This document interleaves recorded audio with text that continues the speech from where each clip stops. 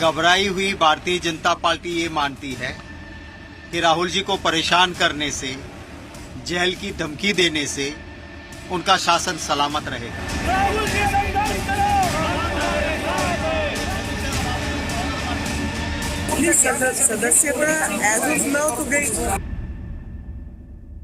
Modi surname को लेकर दिए गए इंतखाबी बयान पर राहुल गांधी को 2 साल की सजा हो गई है।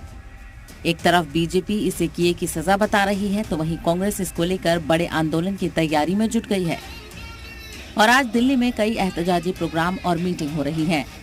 वहीं सोमवार को कांग्रेस मुल्कगीर पैमाने पर बड़े आंदोलन की तैयारी कर रही है।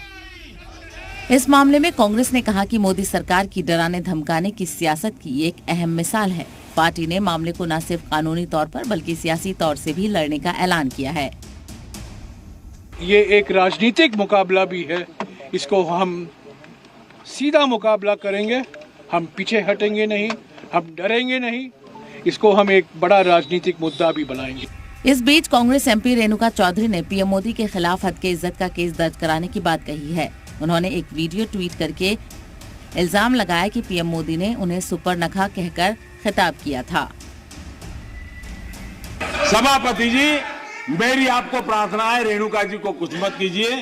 रामायण सीरियल के बाद ऐसी हंसी सुनने का आज सौभाग्य मिला है। दरअसल ये वीडियो 2018 के पार्लियामेंट इजलास के दौरान का है, जब पीएम मोदी की तकरीर के दौरान रेणुका चौधरी का ठहाका ऐवान में गूंज उठा था।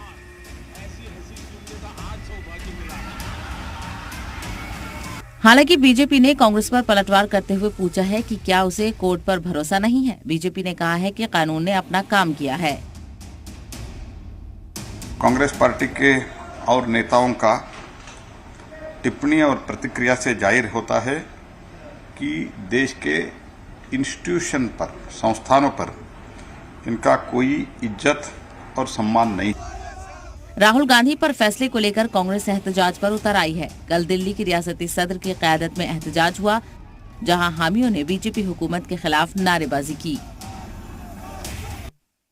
ये प्रदर्शन नहीं है, ये जो तानाई शासक जो इस मुल्क में राज कर रहे हैं, उनके कानों तक आवाज़ पहुंचा रहे कि राहुल गांधी है। राहुल गांधी निडर है, सत्य है, और सत्य कभी झुकता नहीं है, कभी डरता नहीं है।